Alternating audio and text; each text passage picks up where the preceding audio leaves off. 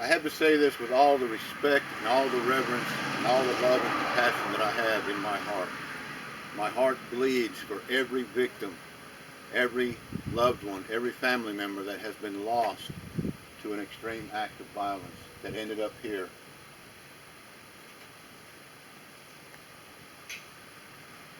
When someone commits to the folly of mass murder, and they kill in masse, and they kill in numbers, and people die, and then the killer kills himself, and all the victims end up here in a graveyard, and the killer ends up here in a graveyard, and all the mystery dies with him, and all the mystery and all that is denied from these poor victims, their life, their futures, their love, their marriages, their babies.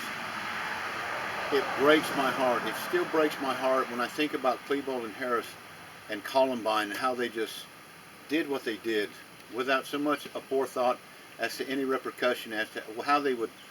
It was almost like just an annihilation without purpose.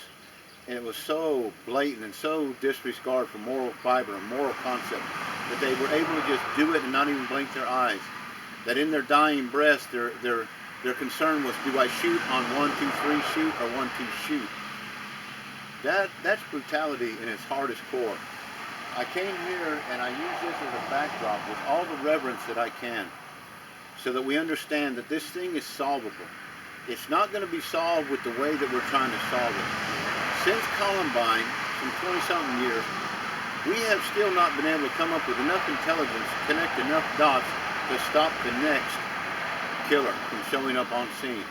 I have been heralding and hollering for almost a decade now, 10 years now. My son and I put out a 65-page ebook on violence in America. 10 years I've been sending this out. Put YouTube videos on. Nobody watches them. No one was concerned.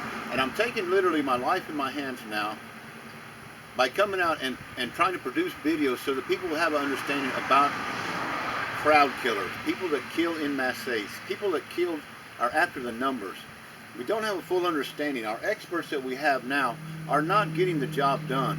They are coming at us with book smarts that from either outdated information, or they just don't have a clue because there's no experience based in what they're saying.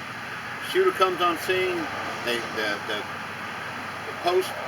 the post-killing newsreels run back to back, drone on and on and on, continually, and yet over a period of time it lulls us all back to sleep and it prepares for the next shooter.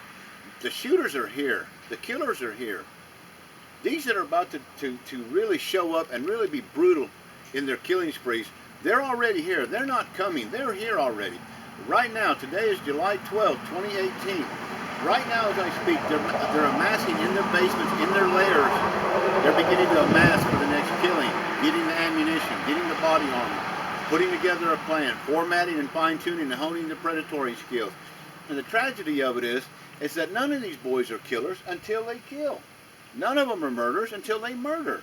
And that usually happens just minutes before the plan they've been thinking about for a week or 2 weeks or a year is brought to fruition. Until then, we can't convict them for murder because there's no murder that takes place. We can't convict them for thinking about murder because we don't know they're doing it. They're able to hide in plain sight. How do they hide in plain sight?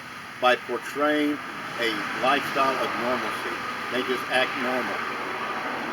So I'm going to go into a little bit more detail. I'm going to break it down a little bit more. Hopefully, I won't get America hating me. Hopefully, I can open some eyes and shed some light. This thing can be solved. We can start eliminating some of this murder that's taking place in America. We can start putting our flag back at the top of the pole and keep our kids safe. But we have to come together in a unity, and that unity has got to see that this thing is solvable. This thing is solvable. It can be solved. But we're going to have to solve it in the way that is feasible and with what is already here. Marching, new laws, corralling the insane, corralling the guns. It hasn't worked. I'm all for it. You keep doing it. But that is not what we're after to get this thing solved. We are not going to solve it by doing those things. Those are important and they fit in the equation somewhere. But what we have to do, and I'm going to get into a little bit more later on in this series, in this teachings, we have to get to a point where we have to stop the killer from killing, and the only way to do that is you have to kill the killer. By the time they get to the point where they're ready to do this and cause this to happen, They are beyond reasoning. They are beyond, their missiles have flown the silo. There's no calling them back. There's no reasoning with them. Stop being so nice trying to get these guys in a nice way. These guys are here with assault rifles and 200 rounds of armor-piercing bullets, fighting and shooting against kids that are unarmed. So it's time that we met them with the force that they're bringing to the equation. And that is, you have to kill the killer.